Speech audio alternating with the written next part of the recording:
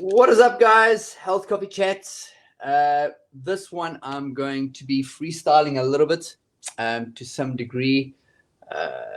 In particular on how emotions drive us to make certain decisions. And you probably heard me speak about this in the past before, is I'm very much upon deep health. And the reason why I call it deep health is because our health is dictated by a series of batteries or series of silos where we look at our existential health, which was essentially our purpose in life, our mental health, our physical health, our emotional health, our environmental health, and obviously our relationships as well. So they all work together in unison. And this is one of the reasons why I constantly communicate the phrase essentially that you can't solve a non-food related problem with food. And what I mean by that is that someone may think that they just need a meal plan in order for them to lose weight, or they just need this in order for them to lose this, or to achieve X result. And sometimes the meal plan or the idea of food isn't what solves the problem.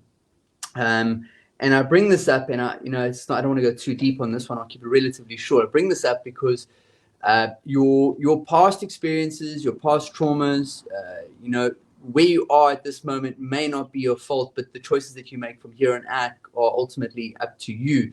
And that there's many variables to it, but your past traumas, your past life, your current emotional status will dictate the decisions you make and the behaviors you make regarding your food, which often leads to the thing that, if that is a case, one needs to seek help for that particular purpose. But also, we also need to look at factors that are connected to that. So if, stress is one of those factors that we're constantly going in a bit of a cycle, because kind of stress loop works like that, is essentially we get stressed. We have the inability to kind of manage or cope with that stress. It leads to an emotion. That emotion affects our gut. That gut feeling makes us, obviously leads to the head, and it makes it kind of a conscious decision regarding food. And then we often look at food as an outlet. And then once we consume that food, then it goes in a cyclical way. Once we consume the food, there's an element of guilt, there's an element of shame, and then we cycle back and we go through that whole cycle again. And that's a repeated cycle. So really what I want you to get out on today's video is that sometimes we make decisions regarding our food. Sometimes we make decisions regarding our exercise, not to do it, or if we should be doing it, or any other decision regarding our health and wellness based on a particular emotion or particular moment that happens to our life. Maybe that's a past trauma that's kind of been up from way back. Maybe it's something that's happened in the last month, the last week, the last day, or the last few hours. But once you become aware of these emotional triggers or these emotional things that happen in your life, they will ultimately start to help you make better decisions regarding your food and your decisions regarding your health.